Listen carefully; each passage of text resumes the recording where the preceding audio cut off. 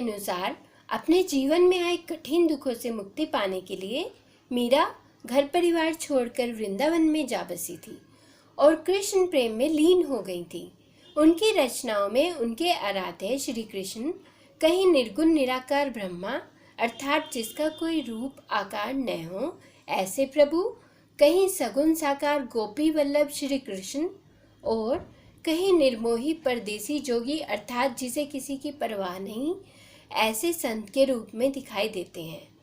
प्रस्तुत पाठ में संकलित दोनों पद मीरा के इन्हीं आराध्य अर्थात श्री कृष्ण जी को समर्पित हैं। हरि आप हरो जनरी भीर, द्रौपदी रे लाज राखी आप बढ़ायो चीर। हरि श्री कृष्ण जन भक्त भीर, दुख दर्द लाज इज्जत चीर साड़ी। प्रस्तुत पद हमारी हिंदी पाठ्य पुस्तक स्पर्श से लिया गया है। इस पद की कवयित्री मीरा है।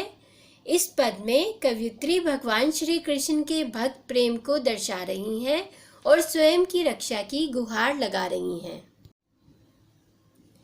इस पद में कवयित्री मीरा भगवान श्री कृष्ण के भक्त प्रेम का वर्णन करते हुए कहती हैं कि आप अपने भक्तों के सभी प्रकार के दुखों को हरने वाले हैं अर्थात दुखों का नाश करने वाले हैं।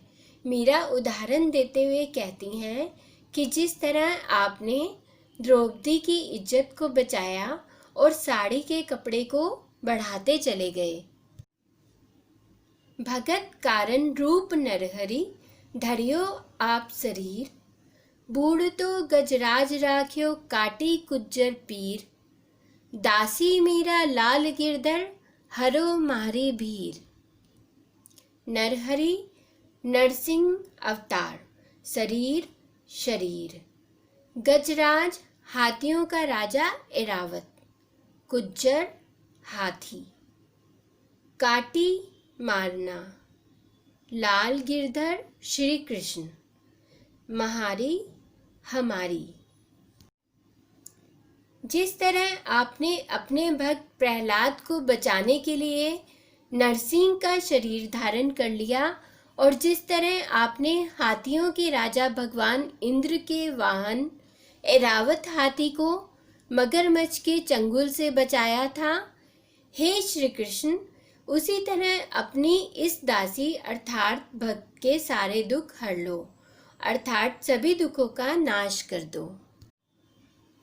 श्याम महाने चाकर राखो जी, गिरधारी लाला महाने चाकर राखो जी।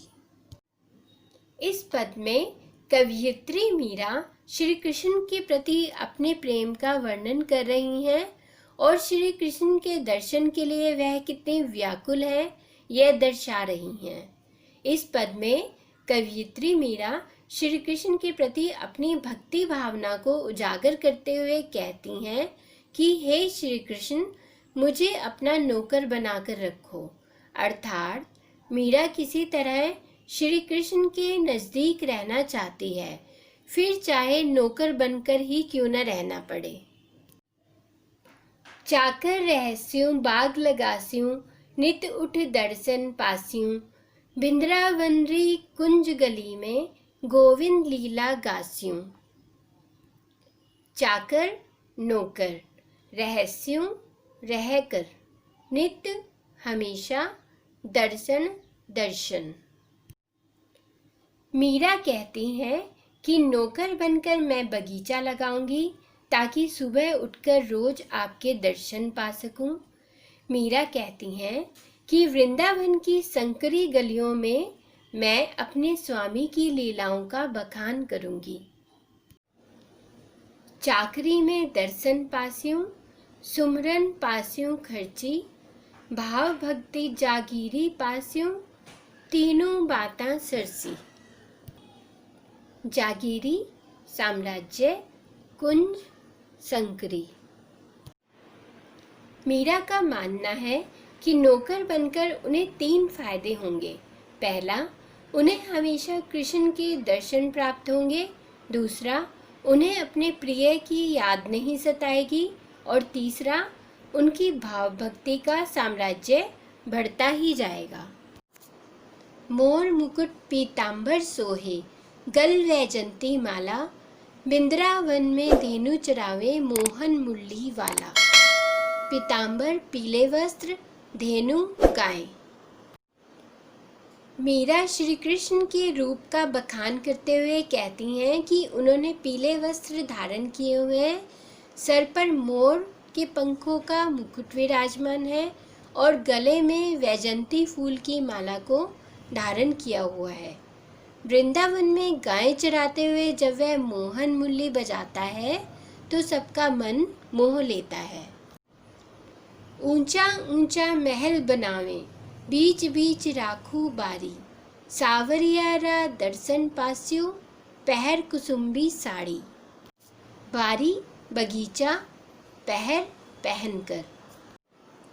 मीरा कहती हैं कि मैं बगीचों के बीच ही ऊंचे ऊंचे महल बनाऊंगी और कुसुम्बी साड़ी पहनकर अपने प्रिय के दर्शन करूंगी, अर्थात श्री कृष्ण के दर्शन के लिए साज श्रृंगार करूंगी। आधी रात प्रभु दर्शन दीजियो जमुना जी रे तीरा, मीरा रा प्रभु गिरधर नागर, हीवड़ो घणो अधीरा। तीरा किनारा, अधीरा व्याकुल होना। मीरा कहती हैं कि हे प्रभु गिरधर स्वामी, मेरा मन आपके दर्शन के लिए इतना बेचैन है कि वह सुबह का इंतजार नहीं कर सकता। मीरा चाहती हैं कि श्री कृष्ण आधी रात को ही जमुना नदी के किनारे उसे दर्शन दे दें।